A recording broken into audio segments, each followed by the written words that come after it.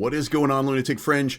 The most popular thing on the planet right now is Terra Luna Classic. And wait, I'm wrong? Oh yeah, all right, let me try it again. Guys, the most popular thing on the planet right now is Sydney Sweeney's jeans. What are we doing? What is going...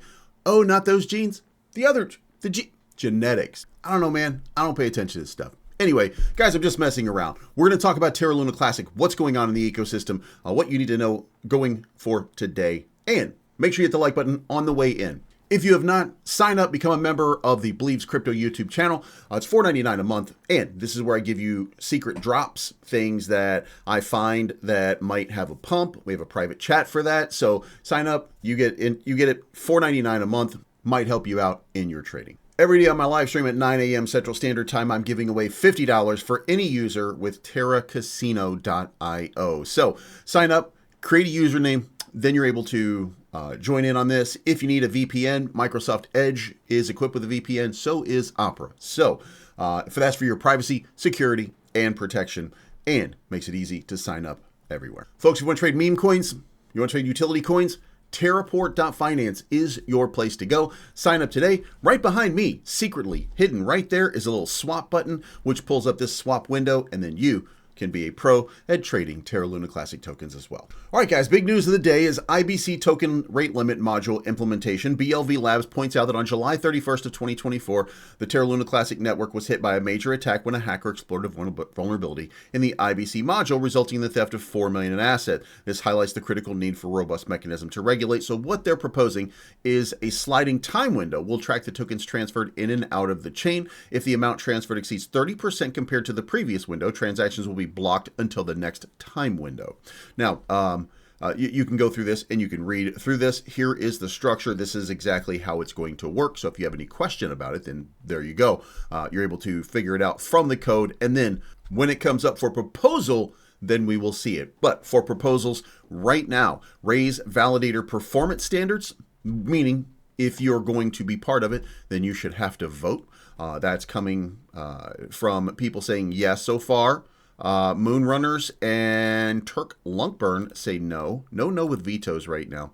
Autostake did not vote. They abstained, which, hey, listen, it's really weird that we're now seeing these guys abstain from everything, but that's okay. Also, we have Lunk Community, also Burrito Node, Kryptonium. They've all abstained from voting on this. So far, most of the people are voting yes to this. Now, we're going to see whether this passes, but it's very interesting that we want to hold people to a standard. And then here is what it is. A validator can submit as little as 5% of the Oracle votes over a 30-day window and still avoid penalties. So they don't even have to vote on everything. They just have to vote, 5% of the time, basically, to be fine. And if we're not holding anybody to any sort of standard, then, doesn't that just mean that we're a ship without an oar, if you will? One of the problems here, one of the solutions is structure and leadership. One of the problems here is also structure and leadership. And, you're going to have to make a decision. And then you're going to have to validate with the people who support what you believe. I'm going to tell you that I believe that we should have at least a minimal standard. But I'm going to tell you that people like Jesus is Lord, people like Happy Caddy Crypto, people like Interstellar probably won't like that, because what we're doing is we're adding governance and we're adding standards to something where there shouldn't be. We shouldn't be trying to control what other people do. What we're trying to do is, hey, if you're validating over here, then you have a responsibility to vote every single time, or you have a responsibility to vote on these different proposals. Maybe they're not interested in that. Maybe auto staking, places like that, maybe they just want to stake and they want to validate and secure the network without further obligation. Securing the network is the biggest obligation. So if you believe that, then, you might, and I don't know, by the way, if Happy Caddy Crypto will land on that area or for that reason. But my idea here is that, some people are going to like it. They're going to say, great, we need leadership, we need direction, we need something, we need to hold people accountable for something. And then other people are going to be like, you know what, wait a minute, we're about freedom. So why are we telling people what to do in a place where we're supposed to be free? So make your decision based on how the validators vote, and then validate with the people who support your beliefs. All right, as for meme coins, we have a bad news one Most of them down a little bit. Of course, USTC up a bit. It's having a good week, but MBA right here, this MBA right there. Never really heard of it. I put it on the list because it had some trade volume, but it's down 85% right now. If you go look at it, not really sure what happened from any standpoint other than I saw these massive amounts of tiny cells that created this low sort of bar. It looks like to me that the liquidity was pulled and then we have a rug pull. Okay, that's really what it looks like. So that's all I'll say about that for right now. But I could be wrong. I don't think that I am though. For the rest of it, just it's not been a great couple of days. We're going to look at the chart in just a moment. We'll talk about that. Validators. Auto stake still in the lead. All nodes very, very close. Starting to see some shift and some movement. Let's look at total staked. Remember, it was down to 862 billion. It's now back up to 964, I want to say. 964 billion has been staked. That a lot of that was a movement to auto stake. So now we know what most of that was. And we saw other people do the same thing. Maybe some profit taking anticipation of big price action, which we have not gotten yet. So this was probably just some people moving their validators around, and we'll see more coming up, and we'll probably go back over $1 trillion. All right, so let's talk price action. Right now, not really moving a whole lot. When we have the opportunity to move, basically what you're seeing right now is we're getting caught right around 4065. That is becoming a serious point of resistance. And where my cursor is right now, right below that yellow circle, I mean, you can kind of see where if I were to just kind of pop it right there, you can see like we're resisting, been resisting for a long period of time. Maybe use it as support every once in a while, but generally resistance. So not huge in the upward trajectory right now, but also let's be very, very clear about what is going on. And what is going on is the market is down $83 billion. Again, you can see right here from this high over here at 4.17 trillion, we are now down to 3.82, which means that $305 billion have exited this market. And by the way, it was even worse a couple of days ago. It was down to 3.73. $404 billion had exited this market over a short window, basically about a week. Now we had we clawed some of it back. We got some good performance data from the United States. We clawed some of that back.